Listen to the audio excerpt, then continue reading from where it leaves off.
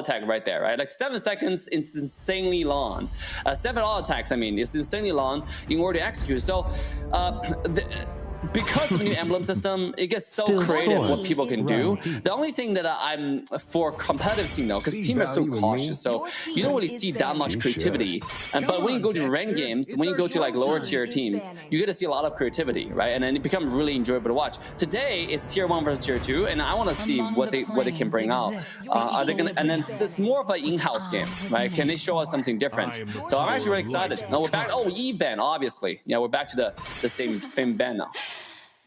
Yeah, I like it, right? And we are jumping into those same bands. We take out the Eve. We also take out the Kadita here, focusing in on to Sanji. We've seen him use the Eve before. We know the Kadita's been a hot pick. So we're taking off a lot of these pressure heroes, in a sense. The Kaja and the Ling from the side of Echo Loud, and the Kadita, the Eve, and the Fredrin from the side of Echo Proud. I'm wondering what's gonna be first pick here, because like we've been saying, it's so hard to guess. Everything has changed and there's so many different ways to approach these drafts. So whatever Echo decides to pick here could start setting the pace of how these next 3 days is gonna go.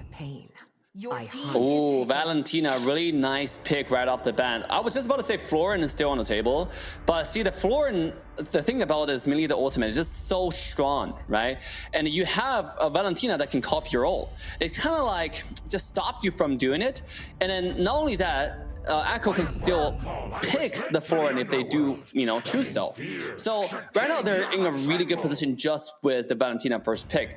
And make you think of maybe Valentina is one of those characters that you must think about as a high priority, right? If you have like a lot of really good ultimates on the table. See, you can see right now, immediately we see that Franco comes out, Farsa comes out, which just kind of silently ban the Florin away from this map.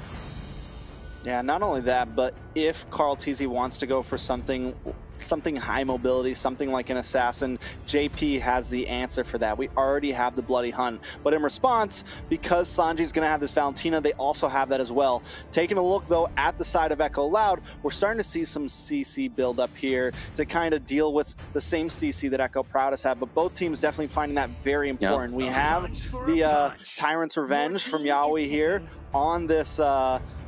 I'm having a total mind blank on this Kufra. Dude, Kufra, yeah, Kufra is definitely a great character. We've seen Kufra being picked so much recently, and also it's like a, should I say, a prediction, looking to the future kind of pick.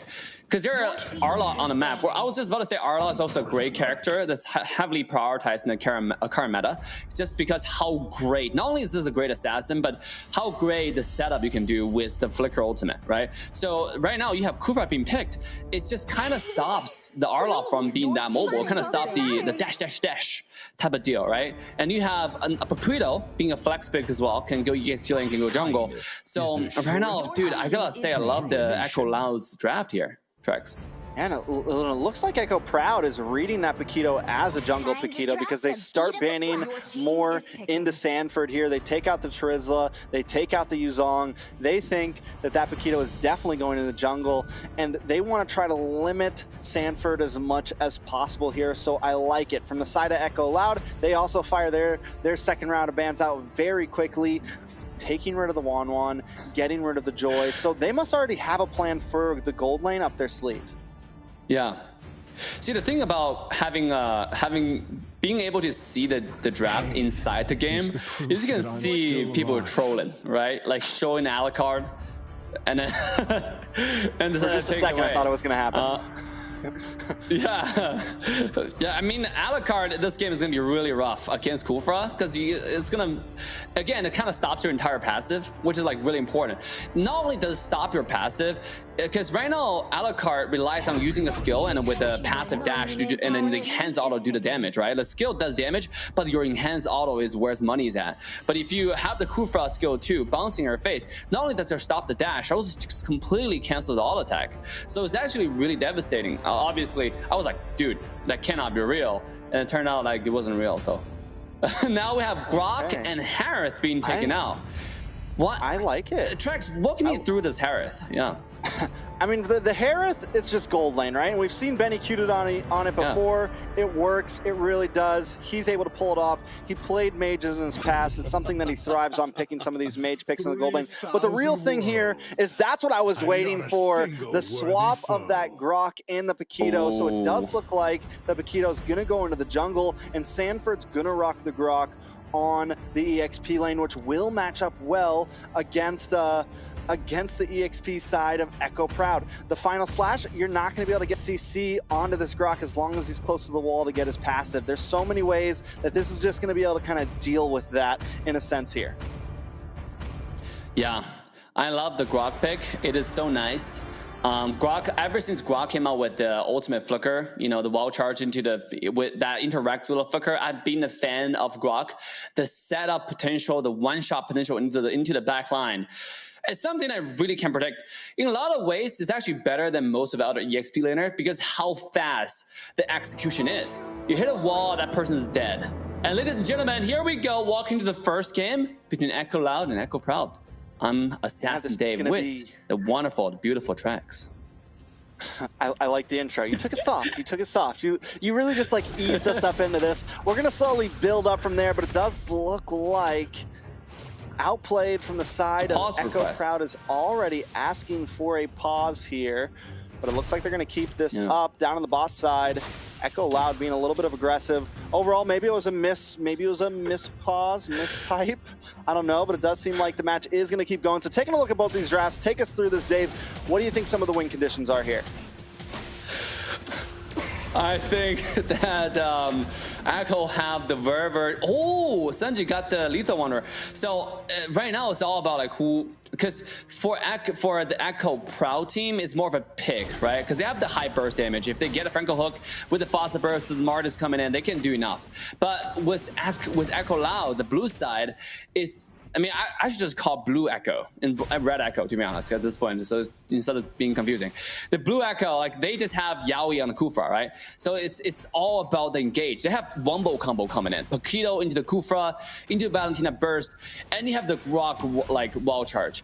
This is a full team fight combo. Their split pushing is actually not that great because nobody takes tower that fast. Even if you have Harith use the full ultimate, it's really rely on the Harith ultimate. Harith doesn't have the ultimate.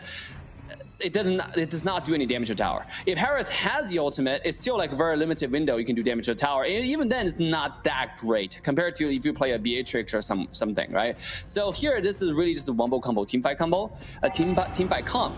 Where the red Echo, there are a lot of picks, a lot of backline assassins. They have the burst damage, right? They have the Arlot, they have the Franco, and then the Farsa. So here we go. The engage tracks. Speaking of Franco, though, JP in a little bit of trouble here, taking a lot of damage. Forced to use a bloody hump, but Yaoi wants to try to get the finish. Zaida comes in, makes enough space, and JP pulls him back in. Zaida able to pick up first blood there. Turtle hasn't even been started yet, but the fight has. Sanford gonna fall next. Sanji pulling out, up in the airstrike of his own. Carl Teasy able to pick up Zaida. Right now, we're looking at a 1-for-2 trade so far, but Carl Teasy wants more. Gets a nice left jab on James there, but still, Echo Proud coming out on top. They are really proud today. You can be loud, but we are definitely definition of proud. That was pretty good. From JMZ. JMZ coming in with a beautiful backline, should I say domination. And then he did a lot of damage. And not only that, I was surprised how JP lived. Oh, here we go, Trax. We do see James dashing through, looking for something, but wait, the big wild charge. Able to get him knocked up, but James keeps on going. He flickers through, wants to get the finish, and finds it on to Carl Teasy. Wait, the hook, the connection, and Zaida finds another one. That's two down for Echo Loud. Sanji just trying to pick up the pieces here, but Echo Proud has the advantage. The little brothers are taking off in game one. Oh, you know, there was a saying, right? The younger brother team seem like they're dominating and seem like they're doing pretty well. Yeah, it's like when baby wolves eat their dads and stuff like that. I totally get it. Or when dinosaurs used to do it away. Zaida in a little bit of trouble. Might get eaten himself. Carl Teasy looking for the finish, but Zaida gets away with the whirlwind there, with the cyclone. I mean, right now, Echo Loud is not able to secure any kills or really make any plays across the map. Oh, here we go. Uh-oh. Making me proud, to be honest. He survived the first dive when Echo Loud used everything on him, right? And now, not only that, just now with the disengage onto Kufra, this guy is absolutely popping off today. He's already 0-0-4, 0 death, where Yaoi is 0-3-0. I mean, like, this is literally very dangerous going back home. We're seeing Echo Proud being prouder than proud tonight. Oh, topside team fights. Prouder than loud. Prouder than loud. JP down to about 20% health, but Curtizi does drop the feathered airstrike. Yaoi, Benny, they don't care. Benny tries to get in, can't get the finish. Once again, Curtizi, a little bit of a bad spot, gets a stun onto Benny finally picking up the kill. Yaoi looking for it, but the recall comes back just in time. Echo Loud finally getting another kill in the map, putting them at 2-6. May be able to fight for this turtle, but Zaida and James are here as well. JP coming in on the backside. Zamon's Force does drop, but the final slash pushes Benny over the side. Big wild charge, knocking up 3 members. Yaoi able to secure the turtle. Sanji takes out James. Yaoi takes out JP, and now Echo Loud is on the prowl. Sanford looking for another one. Yaoi able to pick up outplay there, and Zaida's on the run for the first time in the past 5 minutes. Echo Proud now on the wall. You know, this is to show you that number advantage never goes wrong, right? Despite the fact that Echo Loud used everything to kill Curtizi and Curtizi as well as JP, getting JP low on the top lane just now, but they had 4 people onto the turtle. And even though Echo Proud didn't have, they still had everything, but 2 versus 4 not enough. Top side, one more time, another pick on the JP. So now Echo Loud has now regaining the momentum tracks. I mean, and then they pick up another one. And this is a time that sometimes Echo does pop off. We see a lot of teams kind of thrive in this mid game. Yes, 0-3 right now, and we're starting to see him pack a punch, Dave.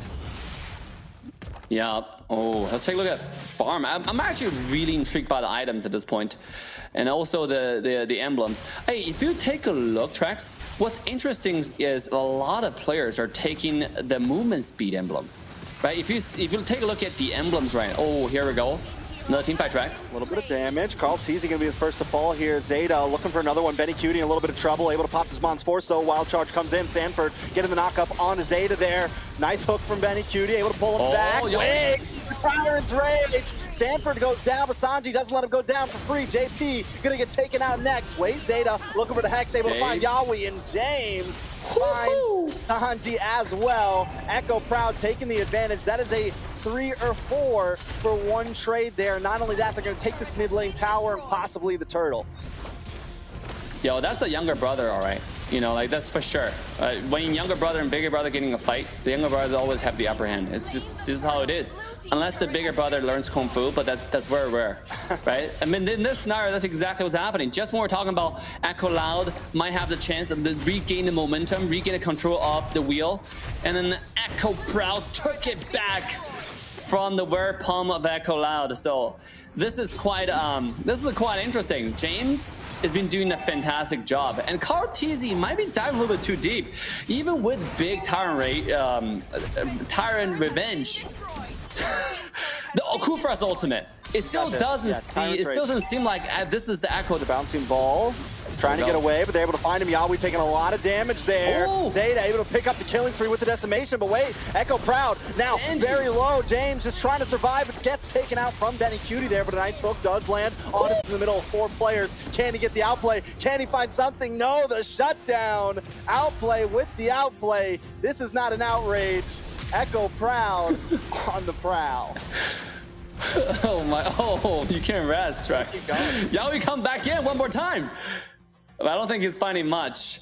But back to what I was saying, I think both teams are so Echo, right? They play so aggressive, and then nobody's given an lot and had a wonderful re-engage, or should I say, and finding 2 kills from the side of Echo Proud.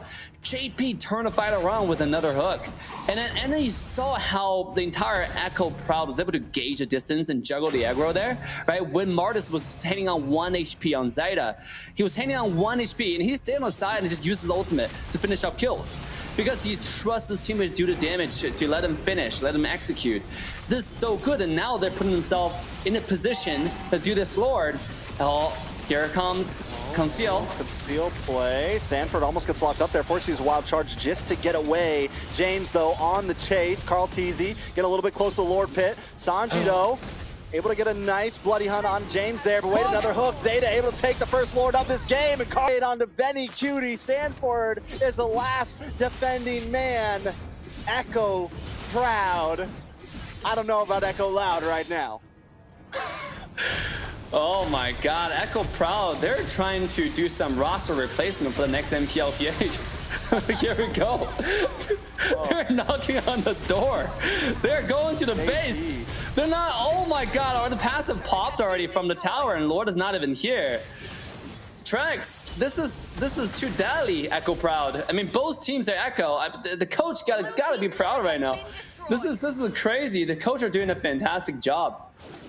I mean, either way, it's Echo Proud win. and Echo Loud. You know, no matter what, Echo wins here. But who would have thought that Echo Proud to be coming into this game so quickly? But wait, the final slash, putting everyone under the tower. Zaida able to find Sanji there. Carl Teasy will drop next. Lord still at about 50%. And members of Echo Loud are falling shortly. Ooh. They're locked onto the base. 20% Echo Proud trying to finish game one, and they will in this best of 3. Echo Proud takes game one. Woo. Wow.